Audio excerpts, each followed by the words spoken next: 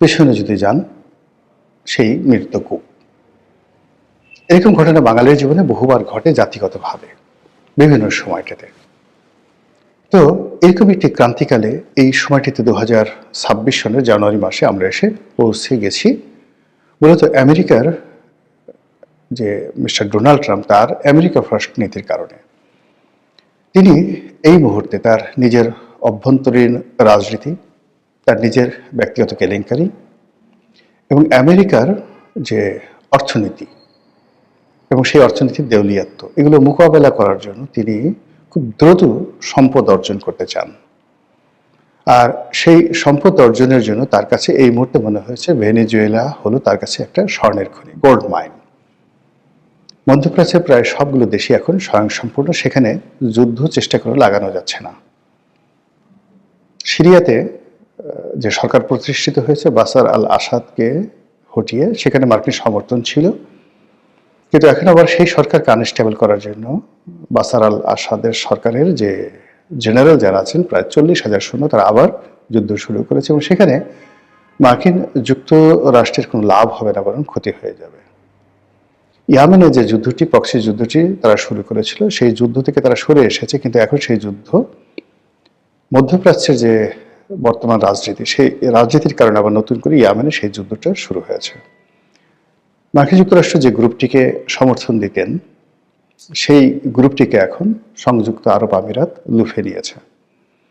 আর সংযুক্ত আরব আমিরাতের সাথে রিয়াদের অর্থাৎ সৌদি আরবের যে দীর্ঘকালীন মিত্রতা ছিল সেই মিত্রতাটা এখন আবার অহিনকুর সম্পর্কে পরিণত হয়েছে। আমেরিকা চলে আসার পরেও ইয়ামেনের যুদ্ধ থামছে না। তারা ইরানের বিরুদ্ধে একটা খুব শক্তিশালী কিছু করতে চাচ্ছে এবং সেটা ইসরায়েলকে দিয়ে। কিন্তু এখন মধ্যপ্রাচ্যের যে একটা স্টেবল অবস্থা, এখানে আইএস নেই, এখানে বাশার আল আসাদ নেই, এখানে হুতি নেই। তো সেই অবস্থাতে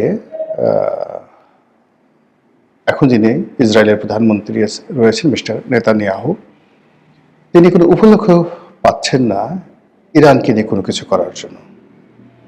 এর ফলে কি হলো, ইরানের অভ্যন্তরীণ বিষয়ে হস্তক্ষেপ করা ছাড়া ইরানের সঙ্গে সরাসরি যুদ্ধ করা বা প্রক্সি যুদ্ধ চালানোর মতো কোনো উপলক্ষ আমেরিকা পাচ্ছে না। এবং সেটা আজকের যখন ভিডিওটা করছি তখন 1950 সাল এবং 1979 সালের মতো প্রায় একই অবস্থা তেহরানে হচ্ছে।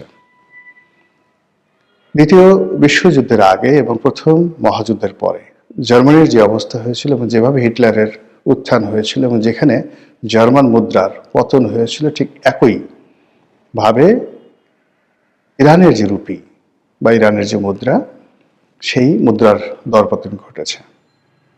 মানুষ হাহাকার করছে এবং মানুষের রীতিমতো জীবন জীবিকায় টান পড়েছে। ফলে তারা ইসলামিক রেভলিউশনের বাইরে গিয়ে নতুন একটি বিধি ব্যবস্থার জন্য রাস্তায় নেমেছে, যদিও তারা সবাই আমেরিকা বিরোধী।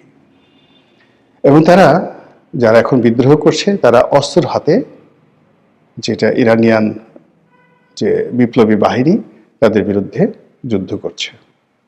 সবাই বলার চেষ্টা করছে আমেরিকার মদত আছে, অবশ্যই আমেরিকার মদত আছে, কিন্তু বাস্তব সমস্যা সেখানে আছে। এই অবস্থাতে মধ্যপ্রাচ্য কেন্দ্রিক আমেরিকার যে বিনিয়োগ ছিল সেটা তাকে তার অস্তিত্বের সাথে সরিয়ে আনতে হবে এবং এখান থেকে তার যে রেভিনিউ জেনারেট হতো সেই রেভিনিউটা কার্যত এখন বন্ধ হয়ে আছে।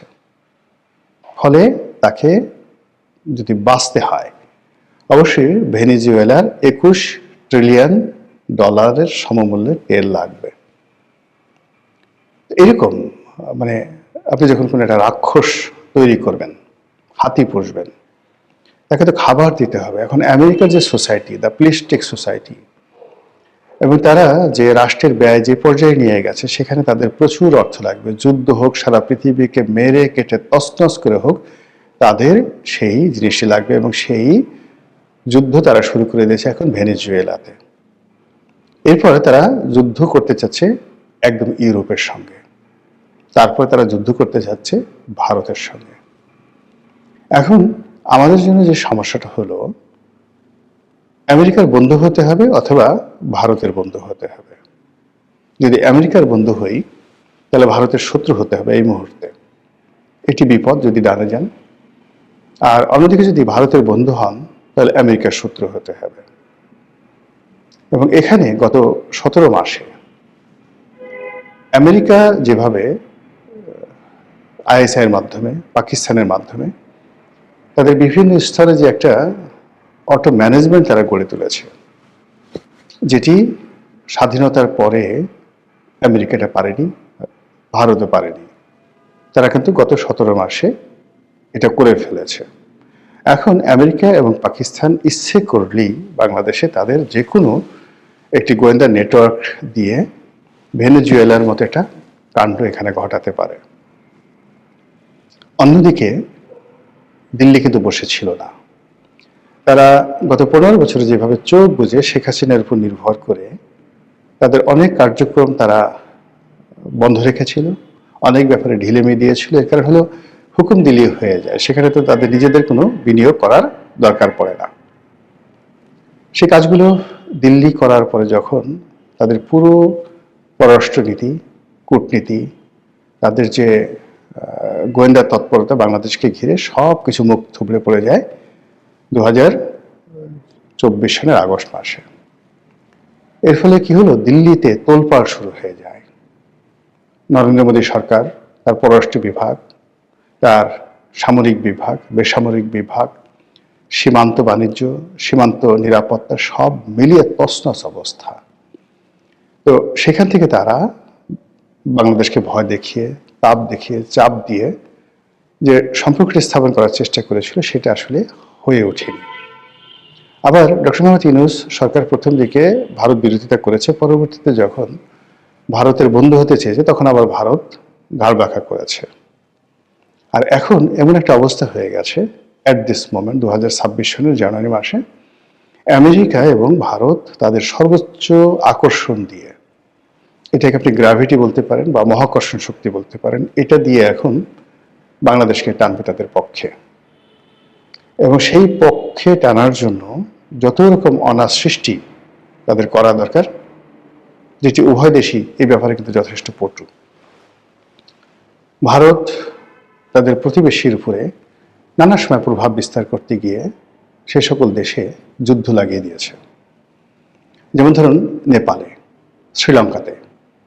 এবং শ্রীলঙ্কাতে তারা শূন্য পাঠানোর ফলে সেখানে যে তামিলনাড়ুতে বা তাদের যে ভারতের তামিলনাড়ুতে এবং শ্রীলঙ্কার যারা তামিল জনগোষ্ঠী, সেখানে যে বিক্ষোভ এবং বিদ্রোহ শুরু হয়েছিল, তার কারণে রাজীব গান্ধীকে প্রাণ দিতে হয়েছিল এবং শ্রীলঙ্কার একজন প্রেসিডেন্টকেও কিন্তু মরতে হয়েছিল। তো কাজেই ভারত ঝুঁকি নিতে জানে। তারা যেভাবে কাশ্মীর সমস্যার সমাধান করেছে বা চেষ্টা করে চলেছে, যেভাবে কাশ্মীরে দমন পীড়ন তারা চালাচ্ছে, এটি চীন, আমরা চীনের উইঘরে যে মুসলিম সম্প্রদায় রয়েছে তাদের উপর চীনের কর্তৃত্ববাদী সরকারের বা একনায়ক সরকারের যে দমন পীড়ন, এটি নিয়ে সারা দুনিয়াতে বিভিন্ন তর্ক বিতর্ক হয়।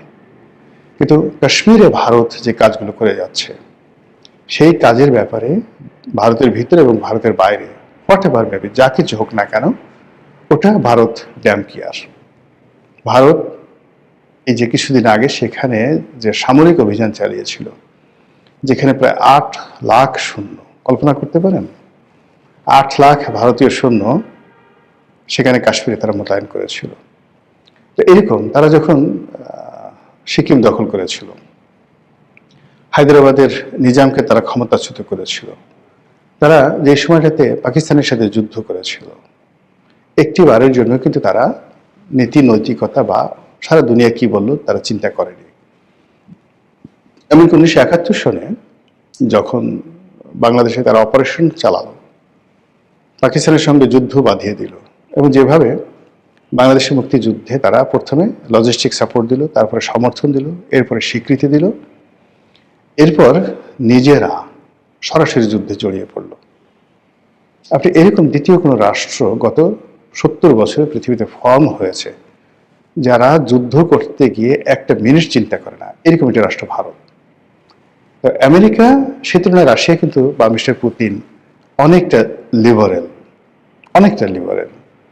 তো আমরা এখন সেই যে আমেরিকা এবং ভারত, এই দুটো রাষ্ট্রের যে জাতাকল, সেই জাতাকলের মধ্যে পড়ে রীতিমতো যারা বুঝতে পারছেন তারা কাতরাচ্ছেন, আর যারা বুঝতে পারছেন না তারা বেকুবের মতো হা করে তাকিয়ে আছেন।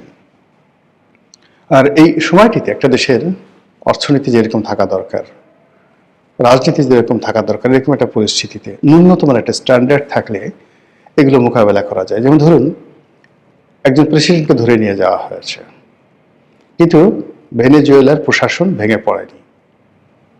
সেখানে ভাইস প্রেসিডেন্ট ক্ষমতা নিয়েছেন, মন্ত্রী পরিষদ বহাল আছে এবং জনগণ রাস্তায় নেমে আসছে, এবং একই সঙ্গে সেনাবাহিনী তারা যুদ্ধ করার জন্য প্রস্তুতি নিচ্ছে, প্রায় 3.5 লাখ সেনাবাহিনী।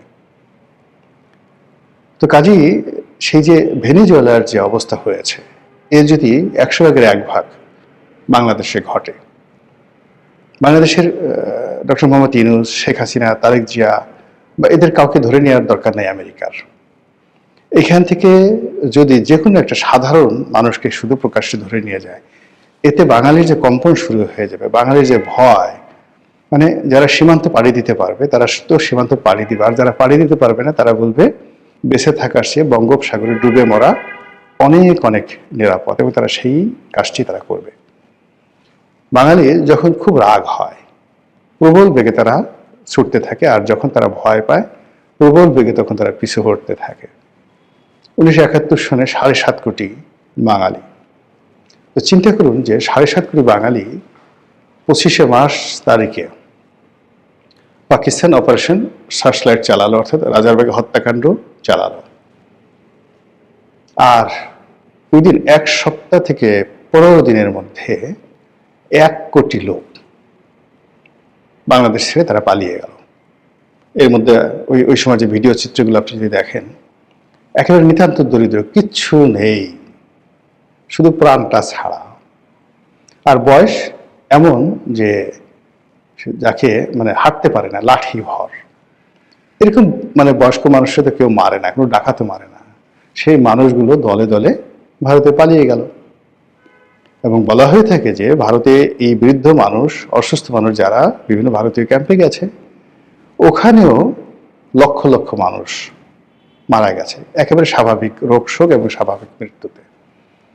তো যেটা বলছিলাম যে আমাদের দেশে প্রতিরোধ করার ক্ষমতা, রেজিস্ট করার ক্ষমতা, এটি 2-3 দিনের বেশি থাকে না, এরপরে মানুষ উল্টো দৌড় দেয়। তো সেই ক্ষেত্রে ভারত অথবা আমেরিকা তারা যদি মানে আমাদের জন্য নয়, তারা হলো তাদের নিজেদের স্বার্থ দ্বন্দ্ব সংঘাতের কারণে পরস্পরের বিরুদ্ধে তারা ঝাঁপিয়ে পড়বে, এবং সেই কাজটি যদি তারা করে এবং তার রেশ যদি বাংলাদেশে পড়ে, আর আমাদের 7 সিস্টার্স, ভারতের যে 7 সিস্টার্স আমাদের চারিদিকে যারা আছে তারা, এবং এখানে রোহিঙ্গাদের আবাসভূমি আরাকান অঞ্চল, সেই আরাকান অঞ্চল এরা যদি রিয়াক্ট করে, একই সঙ্গে আওয়ামী লীগের যে সমস্ত লোকজন তারা ওত পেতে আছে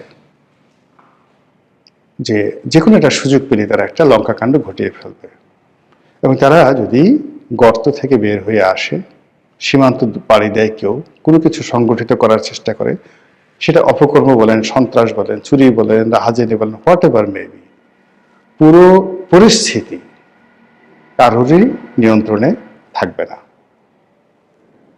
আল্লাহ ভালো জানেন আমাদের ভাগ্যে কি আছে।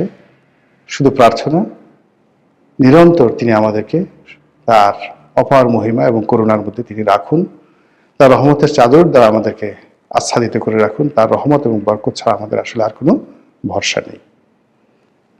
আসসালামু আলাইকুম ওয়া রাহমাতুল্লাহি ওয়া বারাকাতুহু।